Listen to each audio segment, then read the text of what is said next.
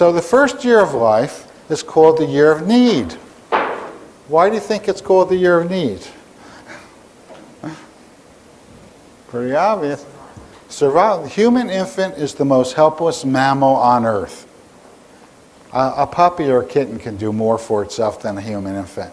You see a deer or an elk or a gazelle, as soon as they're born, they're standing up and they're following mom around. Humans can't do that.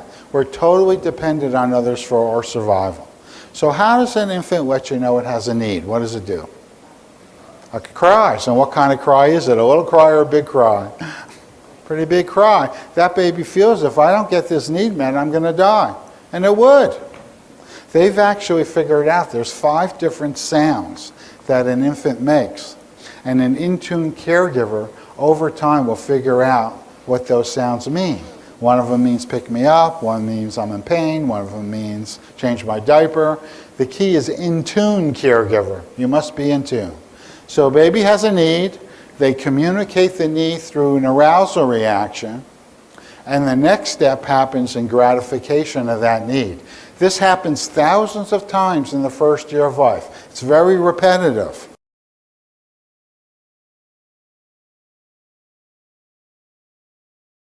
Now, remember we talked about the human mind is hardwired to connect, to attach, but it needs certain activation.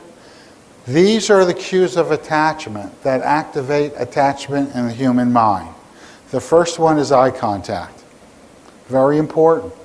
We know that right after birth, an infant's pupils are able to scan the environment and follow movements. We know within 15 minutes that infant can mimic mom's facial expressions. Now, eye contact, we have 30 times more neurons for vision than any other sense. Why? You don't need that many neurons to look at a table or look at a book. Why do we have so many? And the reason is so we can discern the human face, because that's where we get information for our survival, for connection, for developing trust. Because you can tell if someone likes you or not unconsciously, because when you see something you like, your pupils expand. When you see something you don't like, they constrict.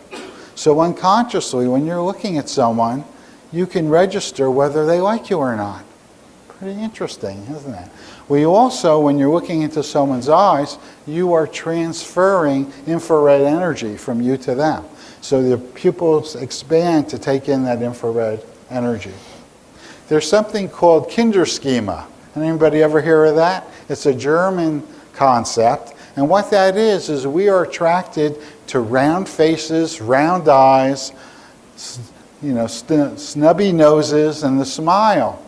And that is about connection. Because why else would you want to pick up a crying baby in the middle of the night if you weren't attached to it? That baby has to find a way to connect with you so you can look at it and feel pleasure. And marketers use this, by the way, when they use puppies and babies, and because we are intrinsically attracted to these things. It's called Kinderschema. So, eye contact. Another major cue of attachment is touch. Touch is crucial for connection. We live in a touch-deprived society.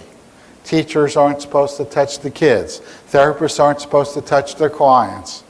In America, by the way, we have one of the lowest rates of touch in the world.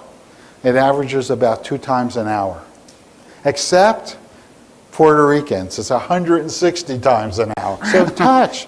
If you're familiar with the Touch Institute at the University of Miami, Tiffany Fields, what they did is they were working with preemies.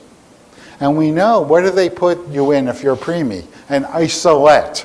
That's what we call it, because they're isolated. They're not touched. And they're finding these preemies were not doing well. So what did they decide to do? They took plastic gloves so they could massage the babies in the incubators. And what they found is the babies that were touched did much better in every measure. They gained more weight, they left the hospital sooner, they had less health problems later in life. How important touch is for us as human beings. Another one is smiles. Well, you're saying, what's important of a smile? Well, a million years ago, if you're walking across the savannah and you see a human being over the distance smiling, what does that tell you? Safe. They're safe. So it's a universal symbol of safety. Now, when you smile, we have what's called mirror neurons.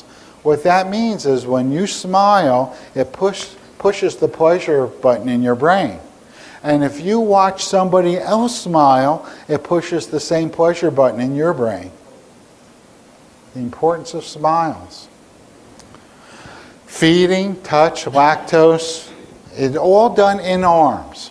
And this in arms, with the eye contact, the touch, the movement, the rocking, and the smiles, are all the things that program attachment in the human mind.